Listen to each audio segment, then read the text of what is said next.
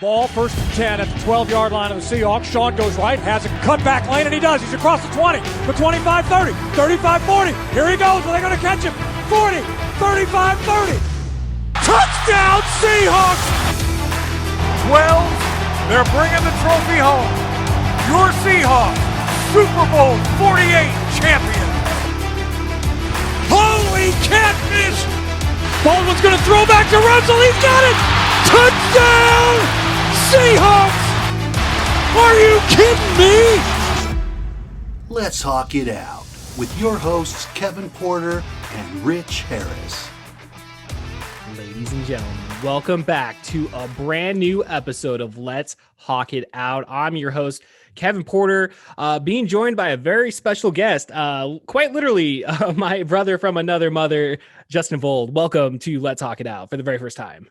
Oh, thank you for hosting me on my first podcast. This is very bad lighting I see on myself. We're ready to roll.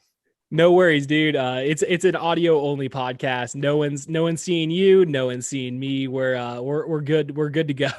Now, just the same. I want to come picture ready. Yeah, man. You always got to be picture ready. Try to. I know. It's like normally I'll have like light. If I'm going to have like a video podcast, I'll have like a whole lighting setup and whatnot. But yeah, doing these audio only ones, it's pretty easy. Just turn it on, make sure the mic's working, which we were having some technical issues off mic there for a moment, but I think we're good to go. Speaking of audio only, what kind of pants are you wearing? Basketball shorts and woolen basketball shorts. You are doing this wrong because Zoom means no pants. That's just how it works. You go business casual up front, and then behind the mask you have like a slit in the back like you're in a hospital. There it is, dude. I gotta revamp my wardrobe then when it comes to these Zoom meetings, dude. Because I guess I've been doing it all wrong, man. I don't know. I prefer the sweatpants. I've gotten used to wearing the sweatpants and the basketball shorts just working from home all these years now. So it's casual attire at best here. Indeed. All right, man. Well, we're coming off Sunday afternoon game. Both of us watched it on delay. I was pretty entertained up until that very end. That very end, man. Gino threw that interception, dude. The Seahawks unfortunately went down 27-23, dude. It looked like we were making a comeback, but unfortunately just was not in the cards for us yesterday. It was a back and forth game. I see the problem. It wasn't only the interception. We were forced into it, which I saw as a bad penalty. We were driving, rolling, as you say, and we're down going to be inside the 10-yard line, and got called for a hold, which I just saw as our offensive linemen dominating their defensive linemen. Right. It was not. When it seemed like every time we get in the red zone there, I mean, we did get a couple touchdowns, but I mean, within the last couple games, I mean, it seems like it wasn't clicking very well, but it started to click yesterday though. It seemed like we definitely did have some success. Felt like that that last field goal that we had, it should have been the touchdown, but unfortunately DK just slipped right through his hands there. So it just did not roll our way yesterday, unfortunately. Yeah. Being at home, we should have had against an 0-2 team, not up to par for what we should be delivering. Part of that, I think, comes a little bit with just the offensive mindset. We still haven't switched into, we had Russell Wilson for all these years. We had let Russ cook, and we went away from that quickly. He was MVP leading candidate a couple of years ago through the first half of the season, and then we went away from it. And the reason why I think Pete Carroll is a tremendous coach. He's a tremendous players coach. He gets players to buy into his philosophy, to know he cares about them. But he is very conservative when it comes to offense. He's a defensive minded coach. He's willing to let the play clock go all the way down to run the least amount of plays. He has gone for it on fourth down less than any other coach, or equally. Maybe there's one other coach out there that's not as that has the same type of philosophy. But this is an offensive league. I'm not sure that his philosophy doesn't need to majorly change to adapt to the times. Right. Right. It was, speaking of like clock management, I did notice like we ran that 2-minute drill pretty well. I mean, we unfortunately didn't get the touchdown, but it seemed like they totally were able just to milk that clock to make sure that by the time Atlanta got the ball back right before the end of that the first half there, they did really well, and it seemed like they did really well in a lot of different aspects of the game yesterday. I noticed that our tight end situation looked pretty promising, which, I mean, how many tight ends do they have out there? 3 to 4? I guess they have 4 on the roster. I saw Yeah. Disley and Fant. I forget who else had any catches. Yeah, well, Noah Fant, he should have had his toes slid in there. I mean, on one of those catches, he almost made it. But unfortunately his feet was out. I think that was kind of like within the first quarter there. I took a bunch of notes on here, but it's all kind of like out of context and stuff. It's all just kind of going between just random notes and whatnot. But yeah, it's, it just did feel like they were doing a lot better yesterday, comparing it to at least the week prior, against, San Francisco, where I didn't necessarily get to watch that whole entire game. I'm not too sure if you did either, but like, it was it seemed like quite the shit show, like just in terms of getting any sort of production on the offense. So it was nice, I thought, to see the tight ends like that scheme that they're running, I guess, just coming together, I guess, within the Atlanta game. Ultimately, obviously we lost, but it seemed like that was a very it was a very what's the word? It was a positive outcome from the game itself, though. Yeah, I also missed the San Francisco game. So, living in LA, living in Southern California, right. I'm not privy to getting all these games. Out of market, man. So, and working in real estate, which Sunday is a fairly busy day, it does not go well with my NFL watching schedule. Oh, I bet, dude. I know. It's like, that's the wonderful technology though of DVR nowadays. It's like, I don't watch anything live, like nothing. Like I was on the road all day yesterday. I was driving 6 hours back to Yakima up here. And like, I was like, you know what? I could listen to it on the radio, but I'm just going to wait, because I'm going to DVR it and I'll just watch it when I get home. And I finished at like 9:00 last night. Like when you texted me, you're like, oh, I'm going to start the game. I was like, I just finished it, dude. I was yelling at the TV. I was like, what? That interception at the end, dude. I legit got mad. Like, I was just like, no. Typical way to lose the game, Seahawks. Yeah. Well, speaking of Pete Carroll going for it the fewest times on 4th down, the time that we did it this week and successfully completed a pass and got the first down to Goodwin. It was late in the second quarter. The very next play, we score to Metcalf. So, having this aggression, this aggressive offensive mindset actually leads to points directly in this case. I mean, Geno looked pretty good. I mean, I think they threw up one of the stats like during the game, was that he's leading the league in, like, I believe, completion percentages.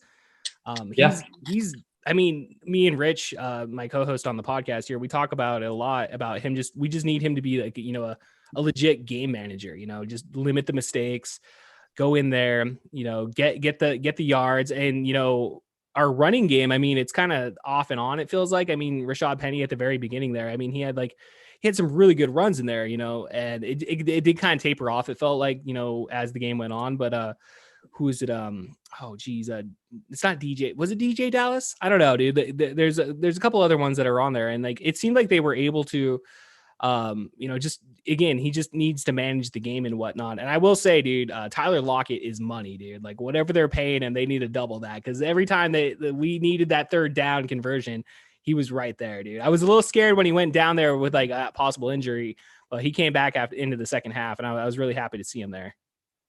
Yeah, definitely. He and DK are a great 1-1-2, 1-1-1-1A wide receiver combination. I actually think Geno can be slightly more than a game manager.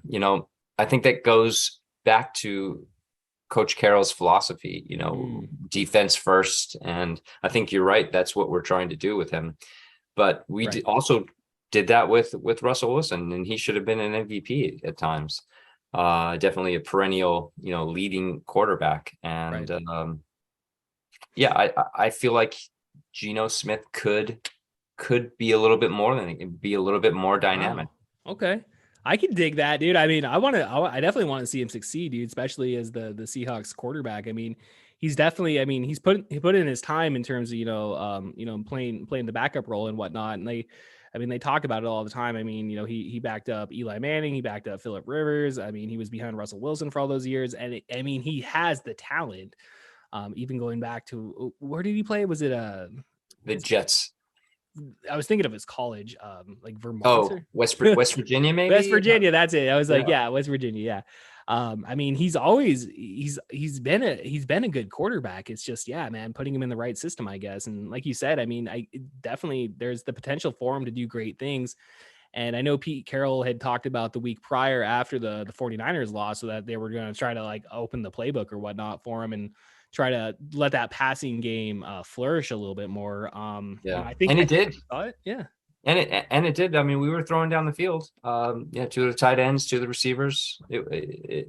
We were doing well. I think our big problem this week was on defense. They scored 27 points. Yeah. Cordero Patterson, who was drafted as a running back, drafted as a wide receiver in Minnesota, and is the best kickoff returner almost ever, with Devin Hester and some others. He's had 8 kickoff returns for touchdowns. That's the tied record. That's the hardest return. A punt return is easier than a kickoff return. Yeah. It happens more often, a punt return TD. There's more limited amounts of opportunities on kickoffs, and he was a force, and he was running all over us, and that is a problem. They were passing all over us. Downfield, Mariota was looking like the Heisman Trophy winner of old. Right. And, so, if we're going to have a defensive mindset, then we actually have to produce on defense. That's the thing. I think so. And that, I know it's been a struggle. It feels like for, the last couple of years with the Seahawks defense. I mean, obviously we're not playing, 10 years ago with Richard Sherman, and all the Legion of Boom and whatnot, dude. But, they just transitioned from a 3-4 to a 4-3, or was it from the 4-3 to 3-4? I forget. I think you had it right the first time. Yeah. And definitely, there's always going to be growing pains. And I think like going into the season, I definitely, we definitely feel that like, we're seeing that. We're definitely seeing that. So, maybe we're playing for next season.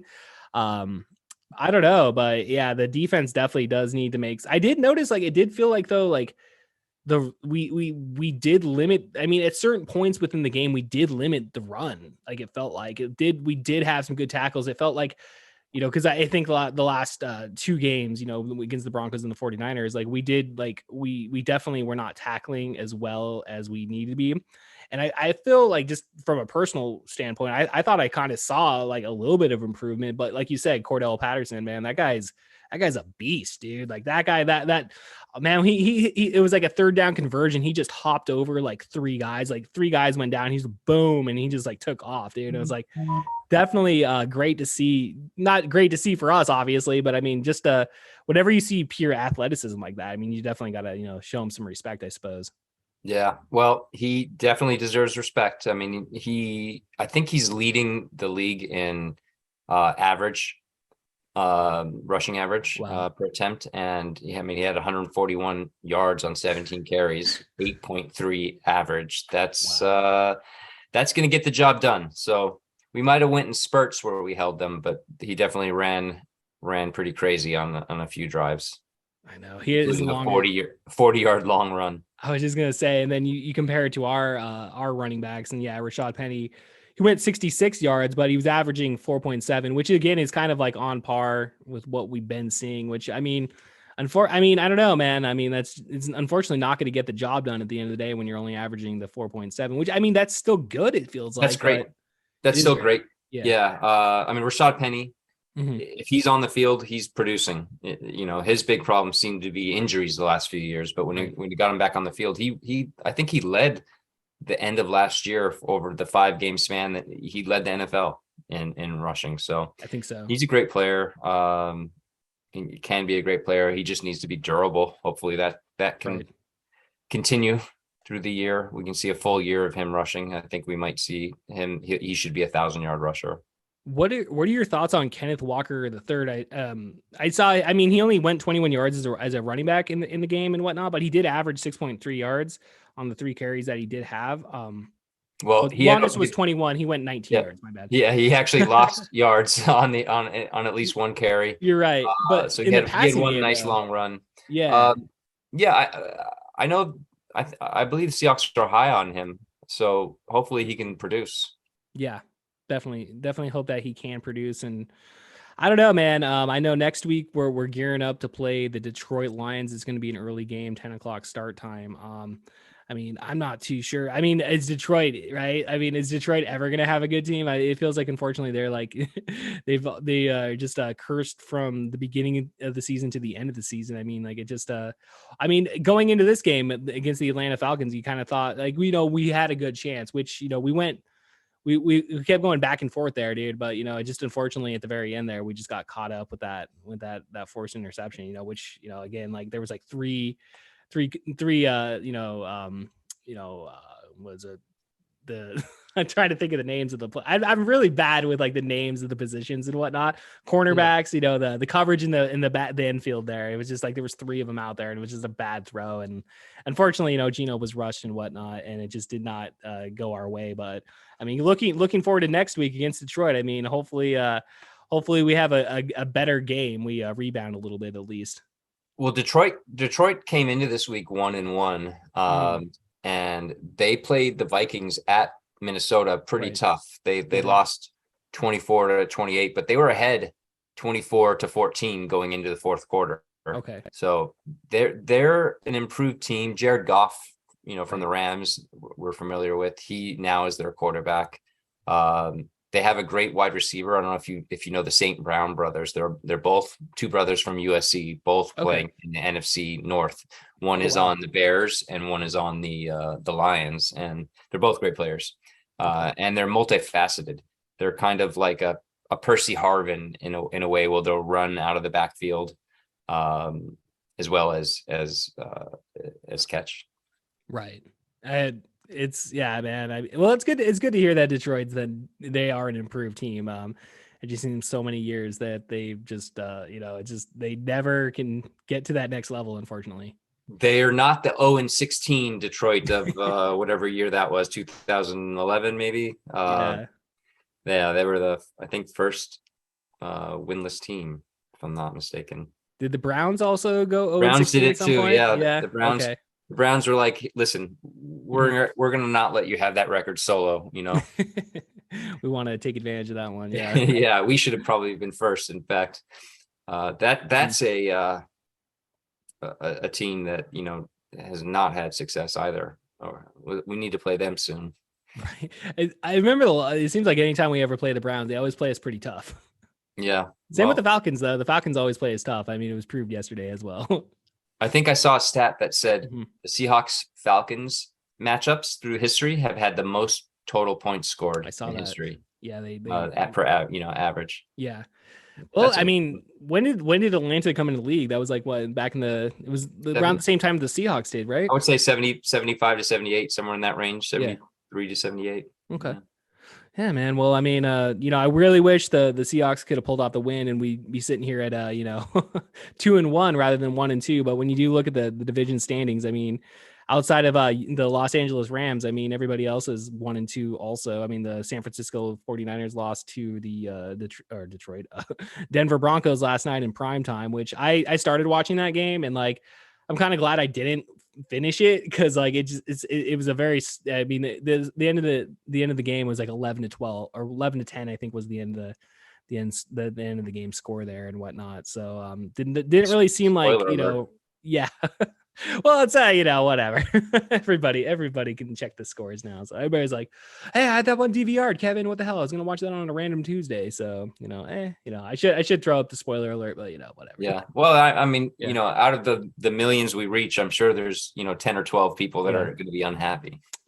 You can't make them all happy, Justin. You just can't make them all happy. Well, I hadn't watched it yet. How about that? Okay, I spoiled it for you. Sorry about that. So, My bad. speaking of like 0-16 and 16 games, this is the second year we're going to a 17 game schedule, which Right. I personally was not happy with. I think it was just a move by the NFL to grab more money, which obviously, that's kind of the point. They're paying the players more money. They're going for more money, but this is at the expense of the players themselves, right? We have a violent sport, and the more games that matter, the more people are going to be, getting hurt. And I think it's not just. I suspect that the longer the season goes, some of these hits kind of add up. They're cumulative.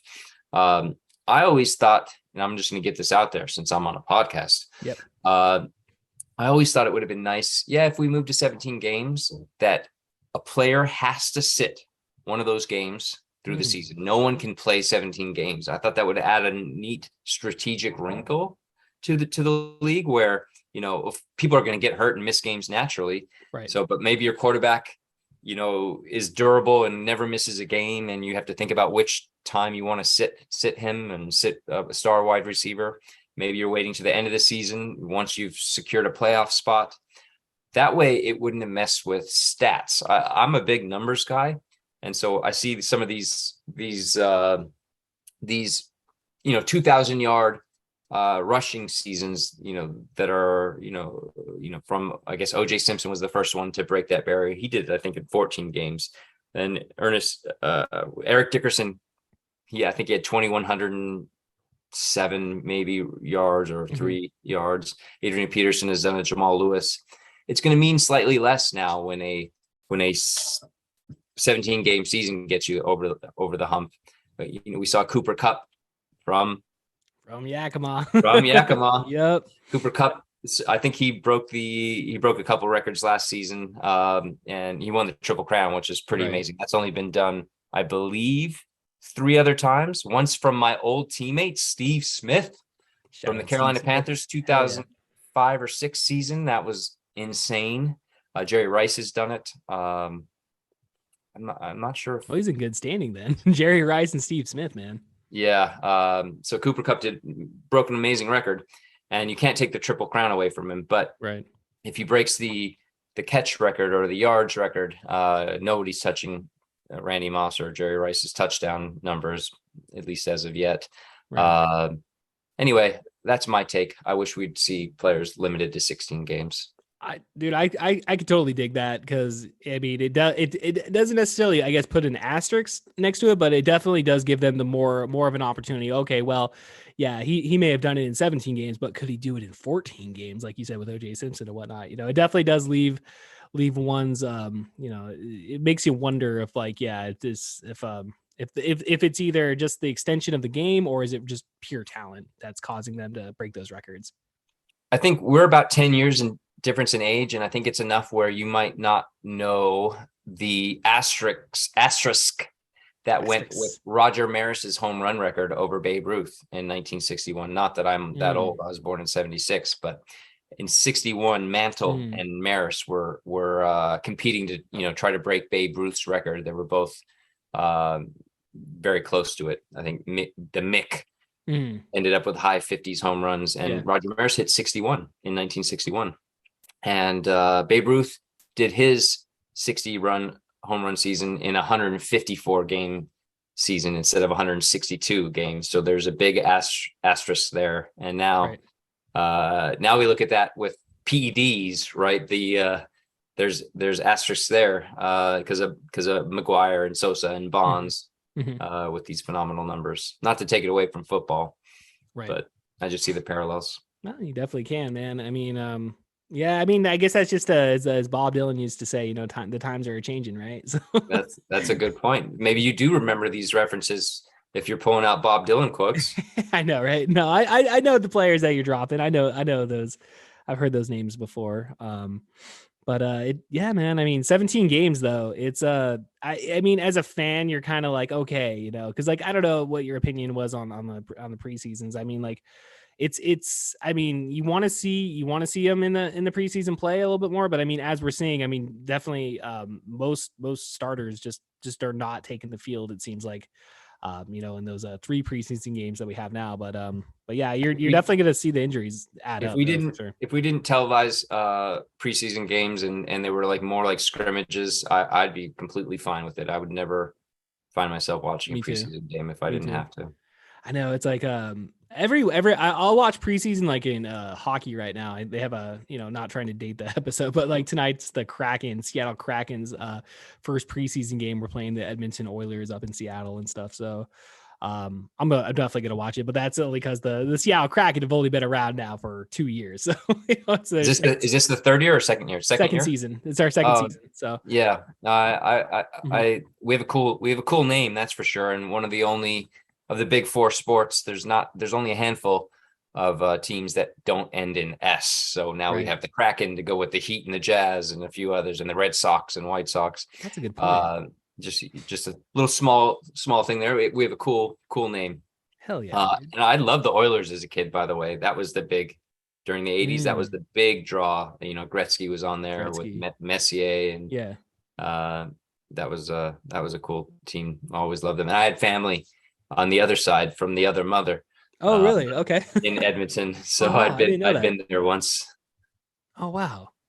I always rooted for, just because I didn't start getting into hockey probably up until like, I don't know, like 2010 or so. And that's right around the time frame. Like the Canucks went to the Stanley Cup Finals and we were playing the Boston Bruins. And it was around that time frame when I realized, I guess, the Vancouver Canucks would be the team in the Northwest. So I guess that's my team. So then ever since then, I rooted for the Canucks for, a good 10, 12 years or whatever, 11 years. And I finally had to retire all the Canucks gear that I purchased. And I got a bunch of Kraken's gear. So we're good to go for the future.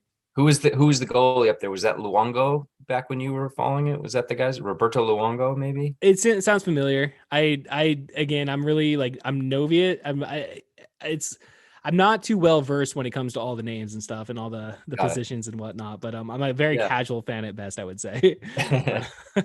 Yeah. Yeah. But hockey is the least, I know the least about hockey. Yeah. Same here. It's fun. It's fun to watch. Yeah. Mm-hmm. I've been to 1 or 2 games in person in LA. It's definitely, that's something I think if you have good seats though, it's even better where you can actually follow the puck. On TV, sometimes it's hard to follow the puck. I find myself like not seeing it as well as I should. Right. I always have to put my glasses on whenever I watch hockey because dude, it's you gotta really get in there to pay attention to where the puck is. We'll go over here in Yakima. We have about 90 minutes out, like over in Kennewick, Tri-Cities. They have a amateur team called the Americans, Tri-City Americans. So we will go over there, and you're like right there on the ice. So what league are they in? Gosh, it's like WHL, I think. Yeah. Okay. Gotcha. Yeah. I think the WHL is what it is. So, but yeah, Yakima, we used to have the CBA up here for the Sun Kings. So we used to go see Sun Kings games up here, but we have a college league now for baseball. That's the only minor league team that we have. It's not even minor league, What's it called? College? It's like a college league. It's a summer college league for baseball. Oh, okay. Yeah. The Yakima Pippins, and, we used to have the Yakima Bears for so long, and they were affiliate for the Arizona Diamondbacks, but that went away years ago, unfortunately, which is very disappointing. 1 or 2 times when I was a kid, I don't know if you made it here. It might have been before you came on and blessed this earth. Dad took us to the Tacoma Tigers games. Oh, whoa.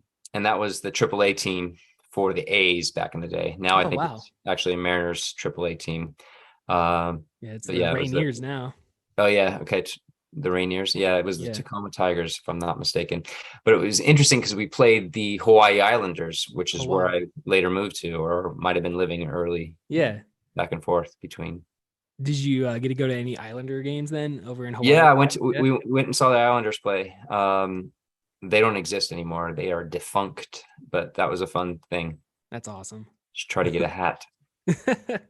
That dude, for the longest time, one of the comic book shop here, they were selling old Yakima Bears like memorabilia when they first like went away, and I'm kind of like kicking myself in the ass that I never picked up a hat. Like I don't have a Yakima Bears hat. I wish I probably could track one down if I really tried, but it's just Yep. yeah, you don't see them every day. Or maybe get it made or something. I'm sure they have something that'll make old hats as well. That's a good point. Get a new era. Yeah. We'll wrap it up here in a minute, but yeah, another fun story is I remember Dad taking me to go see the Tacoma Rainiers one summer when me, Catherine, and Kyle were up there, and That's awesome. Yeah, he could because he took us to one. I only got to go to one game at the Kingdom, and that was Seattle Mariners versus the Anaheim. Well, I guess at the time were they always the Anaheim Angels back then? California Angels probably. California Angels. That's it. And I remember he recorded it on VHS. I wish I still had that tape of that game, but like that, he recorded it on VHS. What year do you think that was? 96. I think it was 96 when we went to that. It was 96. Nice. Yeah. It was Griffey. I mean, it was still Griffey was playing. Yep. I think we still had Alex Rodriguez on the team. That was a tremendous team. Yeah, that was they just beat the Yankees the year before in the playoffs. Yeah. Edgar Martinez hit home Griffey from first to end the game, walk-off style. It was a pretty phenomenal time for Mariner baseball. Yeah, it's like the most famous, game in Mariners history at this point. I mean, hopefully, going into the postseason this year, knock on wood, you see the advertisements right now. I mean, as of right now, we're in, but you just never know how it's going to end. Well, we lost the nail biter yesterday. Kind of unfortunate. You're playing Kansas City, I think. Yeah, one of the worst teams too. Hey, it's funny we talk about old times. My mom's cousin Daryl Porter used to play for the Kansas City Royals. I remember very well. Yeah. I saw him play. I remember being taken to a bar by them, and seeing him play. I never got to see him play. I was way too young for that, unfortunately. But you might have been there as well, for all I know. But you would have been no way to recollect. It would have been in 85, 86, 87, so right around there. That was when he was in his heyday of playing and stuff, and World Series champion. I forget it was. It wasn't the Royals. I think it was either the Royals or the Cardinals. He won He's the Cardinals. Cardinals. Not only was he a World Series champion, my MVP. friend, my brother, he was MVP of the World Series. That's crazy. Yeah. So crazy. It's super crazy. We have all these connections here, dude. Cooper Kupp's from Yakima. Steve, you were teammates with Steve Smith, man. This is an eventful podcast, dude. Yeah, and Ocho Cinco too. Save that for another time. We'll have to do part 2 sometime down the road for sure, man. So all right, Justin, dude, I appreciate you so much coming on the podcast here on Let's Talk It Out. Any final thoughts? Any last words here for the listeners? I would say go Hawks and long live Steve Largent. There you go, buddy. All right, ladies and gentlemen, we'll see you guys next week. Peace. Thanks for having me on. Yeah. I gotta ask you a question. Can you win a game in the first quarter? No! Can you win the game in the second quarter? No! Can you win the game in the third quarter? No! Can you win the game in the fourth quarter?